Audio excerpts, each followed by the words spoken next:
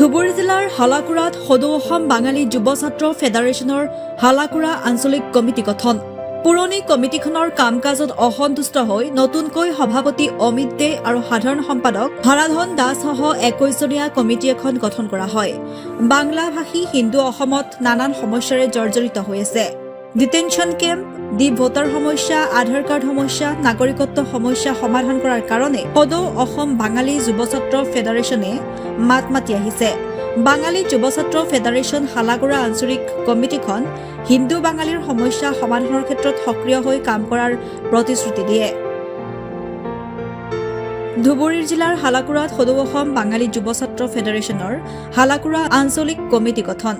পুৰণি কমিটিখনৰ কাম কাজত অসন্তুষ্ট হৈ নতুনকৈ সভাপতি অমিত দে আৰু সাধাৰণ সম্পাদক হাৰাধন দাসসহ 21 জনীয়া কমিটি এখন গঠন কৰা হয়।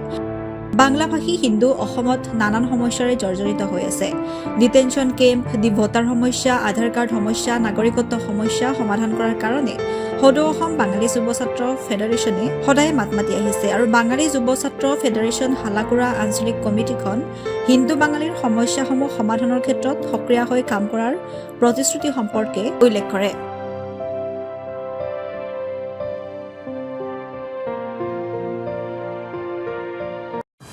সব বাঙালি ভাই বোন দাদা যারা আছে তাদেরকে ধন্যবাদ দিলাম আমাকে প্রেসিডেন্ট পদ নির্বাচন করার জন্য।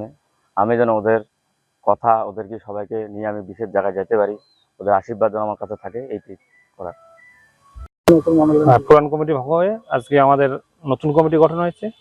আমি চাই এই নতুন কমিটি যেন আমাদের এই হালাকুড়া আঞ্চলিকের দায়িত্বভার গ্রহণ করে ওরা যেন ঠিকভাবে আগিয়ে নিয়ে যেতে পারে, এটাই ওদের উপরে আমার একটু গিয়ে থাকলো আর কি।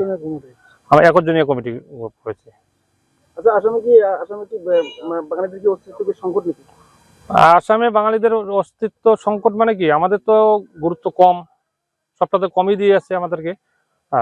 তা আমরা যার জন্যই ওইটা কি লাগছে যে আমরা আমাদের সংগঠন আমরা বুঝিয়ে নেওয়ার জন্য আমরা আমাদের সংগঠনটা চালিয়ে যাচ্ছি।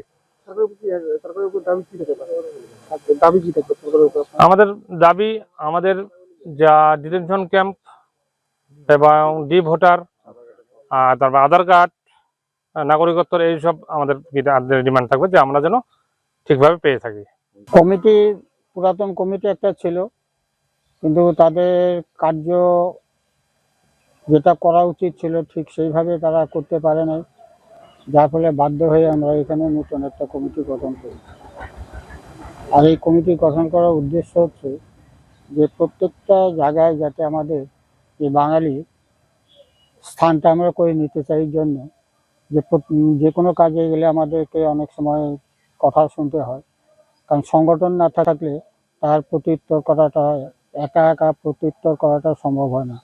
তাই আমরা চিন্তা করলাম যে প্রতিটা আঞ্চলিকে করে যুব ছাত্রদের নিয়ে বা অন্যান্য সবাইকে নিয়ে একটা বাঙালি সংগঠন করি, যে সংগঠনের মাধ্যমে আমরা নিজেদেরকে সমাজে প্রতিষ্ঠিত করতে পারবো। আজকে কি প্রোগ্রাম আছে? আজকের প্রোগ্রামের মধ্যে পতাকা উত্তোলন, নেতাজিকে মাল্য অর্পণ করা, জুবিন গার্গের মাল্য অর্পণ করা, শহীদকে মাল্য অৰ্পণ, আৰু এমনি সাধাৰণ সাংগঠনিক সভা। আপুনি বাৰু হাড়ৰ সমস্যাৰ কাৰণে পাটনালৈ যাবলৈ চিন্তা কৰি আছে নেকি? এতিয়া আৰু চিন্তা নাই। আপোনাৰ যিকোনো হাড়ৰ সমস্যা হলে এতিয়াৰ পৰা আৰু পাটনালৈ যাব নালাগে, কিয়নো এতিয়াৰ পৰা গুৱাহাটীতে পাব সেই সকলো সা সুবিধা।